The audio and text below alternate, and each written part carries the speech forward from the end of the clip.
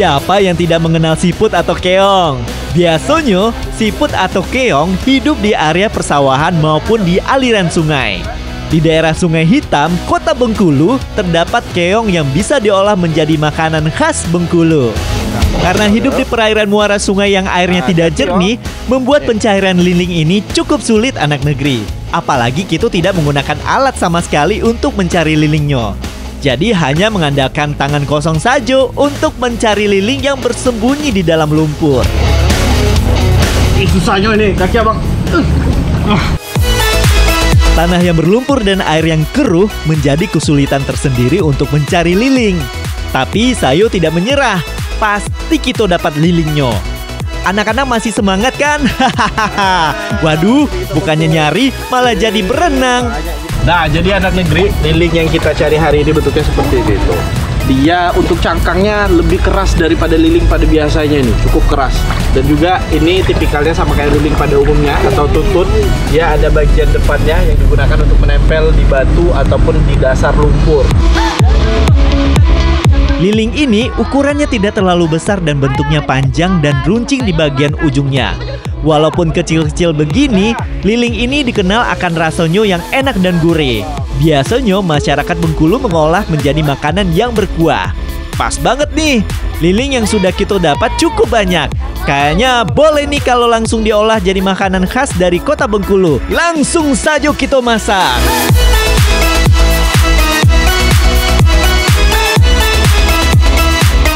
Adik-adik segalojo, ini dia tutut yang sudah kita cari. Hasilnya banyak nian. Ini kalau di daerah lain kadang disebut tutut, tapi di daerah lain ada juga yang tutut tuh yang bulat, keong yang bulat.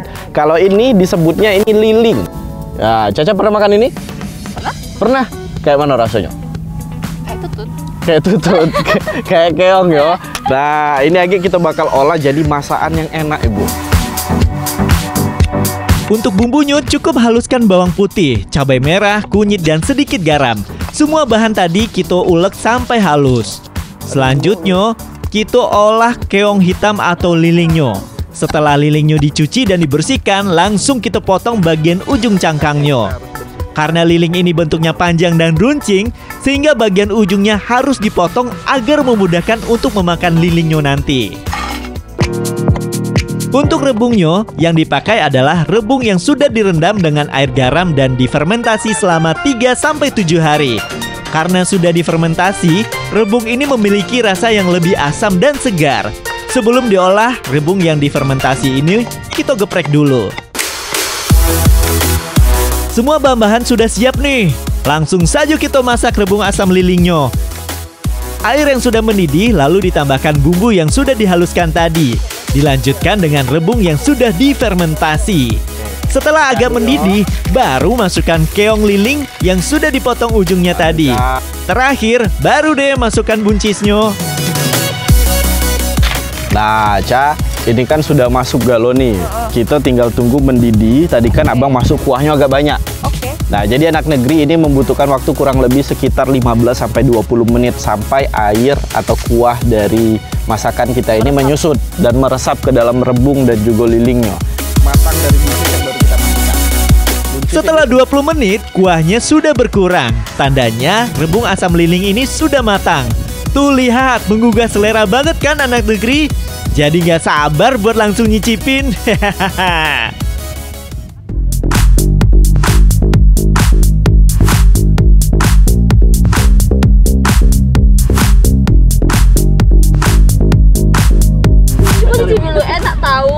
Tuh, coba cuci. Patir sini, patir, dekat di patir.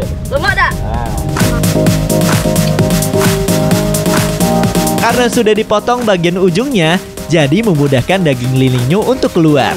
Pas diseruput kayak gini, langsung keluar daging lilingnya. Ya mirip seperti kalau kita makan keong sawah atau tutut. Rasanya lengkap, pedasnya ado, manisnya ado, asam segarnya juga ado. Pokoknya semua menyatu di kuah rebungnya. Apalagi pas dimakan dengan daging lilingnya, jadi makin enak nian, alias enak banget. Liling ini mengandung banyak protein dan juga vitamin dan juga bisa menjadi pengganti untuk protein hewani. Jadi kalau harga daging sapi lagi naik, Bu, kita ke sungai, kita ke sawah, kita cari liling untuk kita makan. Abang lah pro nih. Coba Caca. Masih bisa, Bu. Mengkonsumsi liling ini akan memenuhi kebutuhan protein harian.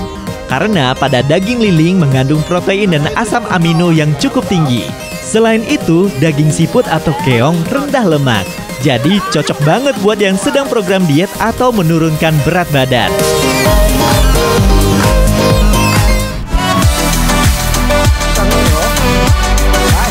Indonesia merupakan negara tropis. Banyak tumbuhan tropis yang tumbuh subur dan banyak ditemukan di setiap daerah di Indonesia.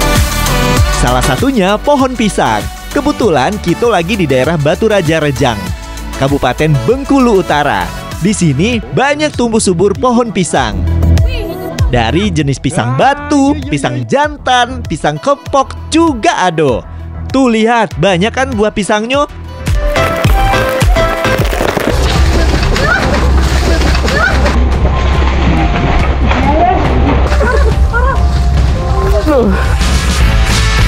Aduh.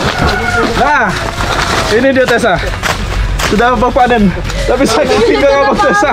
Nah, enggak apa-apa. Nah, tapi ini pisangnya. Ini aman nih.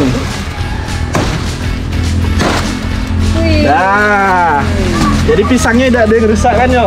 Walaupun apa yang rusak pinggangnya. Ayo, kita bawa ke ibu yo. Nah, yuk, Bu. Dapat banyaknya, Bu. Buah pisang jantan yang kita dapat besar-besar nih. Kayaknya enak nih kalau kita olah jadi masakan khas Bengkulu. Caknya, inilah cukup gitu, Bu. Ya. Kita langsung tempat pengolahnya, Bu. Ya. Kita buat masak yuk. Ya. Nah, ya, Bu. Maju, Bu. Ya. Bu, biar sama satu, Bu. Ah, kasih Tessa satu, Bu. Iya. Yuk, Tessa. Tessa yuk. Hati-hati ya.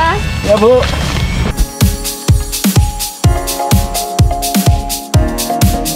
Bahan-bahannya sudah siap nih. Tuh lihat, ada pisang yang habis kita panen, ada teri dan ada kelapa. Yang mau kita buat bukan kolak pisang ya, tapi kita mau bikin gulai. Sama seperti gulai pada umumnya. Untuk membuat kuah gulai, kita menggunakan kelapa yang sudah tua. Kelapa tua ini kita parut. Kalau sudah, tambahkan air secukupnya. Lalu kita peras untuk diambil santannya. Dan yang tidak boleh ketinggalan daun kacang. Pemeran utamanya jangan sampai lupa, yaitu pisang jantan muda. Kalau nggak ada pisang jantan, bisa juga dengan menggunakan jenis pisang kepok atau pisang batu. Yang penting pisangnya harus berumur muda ya. Nah, jadi anak negeri dalam pembuatan pisang gulai ini, jadi semua jenis pisang itu bisa dipakai untuk proses gulai ini. Sebelum pisangnya dimasak, kita buat bumbu gulainya dulu ya. Bahan-bahan seperti bawang merah, bawang putih, cabai rawit merah, cabai keriting merah, dan yang nggak boleh ketinggalan yaitu kunyit. Semua bahan-bahan tadi kita ulek sampai benar-benar halus. Nah, kalau sudah, lanjut kita mulai tumis-menumis. Sebelum menumis bumbunya, kita goreng dulu ya ikan terinya. Setelah matang, lanjut kita tumis bumbu yang sudah dihaluskan Tessa tadi. Tumis sampai aromanya keluar. Selanjutnya, masukkan santan kelapanya. Aduk hingga kuahnya berubah warna. Setelah itu, baru bisa dimasukkan bahan pelengkapnya. Seperti potongan kacang panjang, buah ranti, dan yang nggak boleh ketinggalan yaitu daun kacangnya. Masak dulu semua bahan tadi, sampai daun kacangnya semakin layu. Nah, kalau sudah, terakhir bisa dimasukkan potongan pisang jantan mudonya. Kalau kuah santannya sudah mendidih dan mulai berkurang, tandanya gulai pisangnya siap untuk diangkat.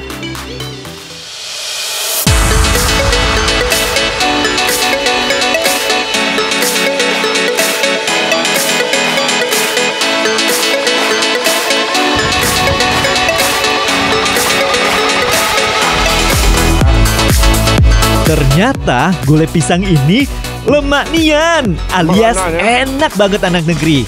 Rasanya gurih dan pisang muda yang saya makan tidak ada rasa kesat maupun pahit. Apalagi pas dimakan dengan kuah dan daun kacangnya. Makin menambah kelezatannya. Kalau anak negeri mau mencoba sensasi makan pisang yang berbeda, bisa cobain saja gulai pisang khas Bengkulu. Dijamin ketagihan. Buah pisang yang sudah matang memang banyak mengandung vitamin.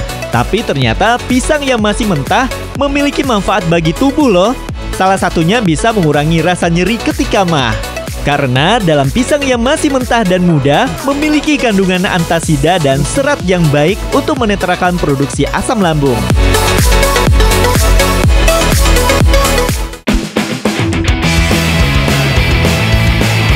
Sebagai daerah pesisir Bengkulu, Kampung Sejahtera, Kecamatan Kampung Melayu, memiliki hasil laut yang cukup melimpah. Tidak hanya ikan, udang, ataupun cumi-cumi, tapi ada juga kerang lokan. Biasanya warga di Kampung Sejahtera mencari kerang lokan ketika air sedang surut seperti ini. Untuk mencari lokan, kita harus mengetahui lubang ataupun lumpur yang ada di sekitar perairan bakau. Lokan ini kalau dari jauh memang tidak terlihat ya. Tapi kalau dari dekat, kita bisa mengetahui lokan yang bersembunyi di dalam lumpur. Biasanya, bagian kerang lokan akan terlihat seperti ini. Kalau kayak gini, langsung diambil saja ya. Dapet nah, terakhir Fani dapet. Lagi, ore. Nah, Banyak. ini anak negeri, memang daerah pesisir cuacanya luar biasa menantang. Kita baru 1 jam di sini, tapi lihat kulit abang udah merah-merah. Pani juga. Demi lokan, Tapi ndak apa, kita dapetnya banyak Pani. Nah, ini lah siang, perut abang sudah mulai lapar juga. Kita tempat ibu yuk, kita masak yuk.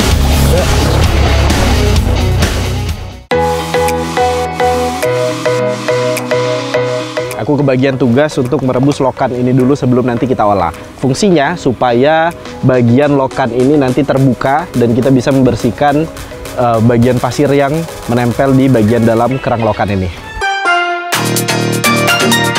Untuk perebusan ini tidak membutuhkan waktu yang lama, kurang dari 10 menit.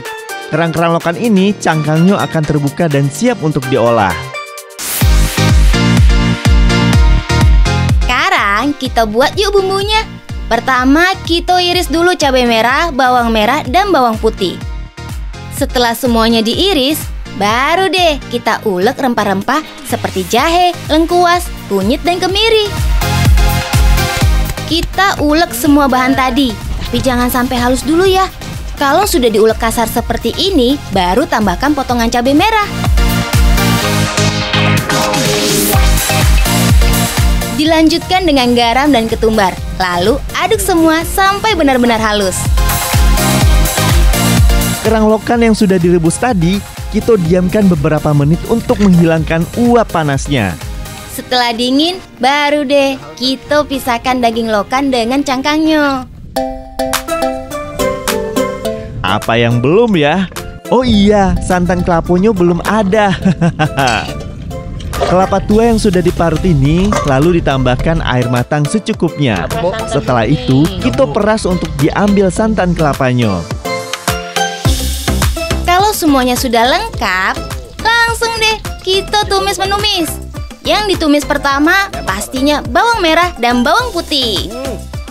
Kalau aromanya sudah keluar, baru kita tambahkan bumbu yang sudah diulek Fani tadi. Biar makin terasa aromanya, tambahkan juga serai dan daun salam. Aduk sebentar, lalu tambahkan santan kelapanya. Wah, kuahnya cerah banget nih anak negeri. Masak kuah karinya sampai mendidih. Kalau sudah, tambahkan potongan kentang dan terakhir kerang lokannya. Oh iya, selama memasak kerang memang jarang untuk diaduk ya kuahnya. Karena kalau sering diaduk, nanti kuah santannya akan pecah.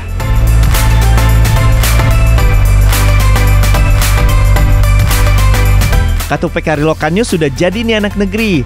Kalau di Bengkulu, makanan berkari biasanya tidak pakai nasi, tapi pakai ketupe atau ketupat.